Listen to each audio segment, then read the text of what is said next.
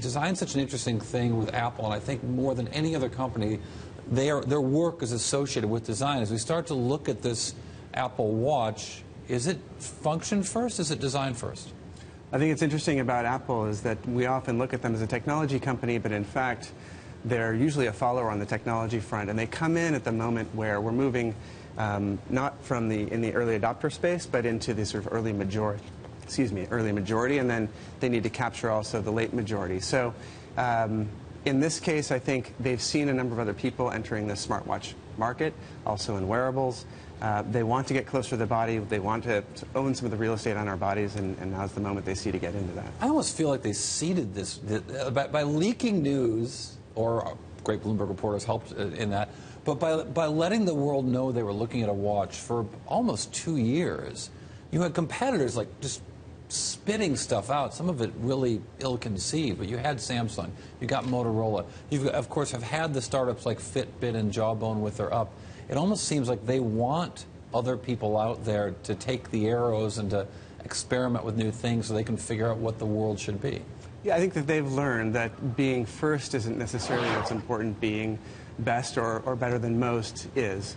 So yes, they can learn from the mistakes of others. And I think we've seen this being telegraphed in a number of ways.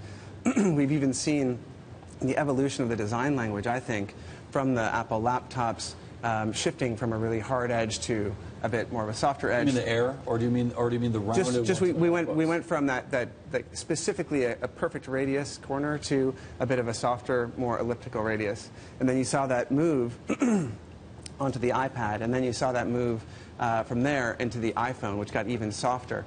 And as we get closer and closer to the body, that's the sort of form that we're going to want to have, where it's not going to snag on clothes, it's also going to be a bit more comfortable to wear. I want to keep talking about this, and I want to talk about the bands in particular, because I think that's going to be a focus today, but I also want to keep people updated with the headlines. And they're not really talking about the watch quite yet. Tim Cook's still on stage at the event.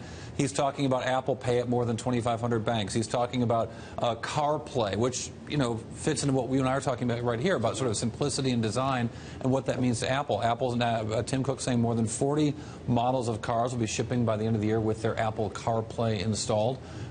We know that that takes a little while for the car makers to catch up to that, but Apple clearly trying to lead the way in a sort of design experience inside the car. Well, same thing happening there. There's a ton of work going on in the connected car space, and so there I'd say they're also following in, but ideally with a bit more of a polished product. So I want to talk to you about what fashion is. And let's just get really high-minded here. We might as well. I'm ready. I mean, what is fashion? I mean, Apple's device, I would think, or Apple's approach to devices has been, this is a customizable device that you can make of it what you will, and you can use it for what you will, and you can use the apps that you choose to use, and you can put a picture of your family in the front, or you can put a cool moving design that we will supply to you, but it's yours to customize. Everyone gets the same thing. Yeah. The watch appears to be different than that. The watch appears to be, here's the basic version, here's the fancy gold edition. Is that a change to be something that is fashion? I think that fashion plays on two different levels, right? And on one level, we think of it as our peacock feathers. This is a way that we express the outside world, who we are, and what we stand for. And so there's this element of individuality and individual expression. At the same time, there's an element of belonging, of a group affinity. I am a punk, therefore I dress like a punk. I'm affluent, therefore I dress as if I'm affluent, and we send these signals.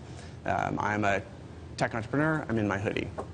So here, you have a similar sort of circumstances working where Apple is allowing you to signal a bit, perhaps with the gold watch or not, and to morph that look a bit to fit in with your own look.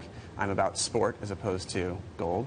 But at the same time, you're joining this group.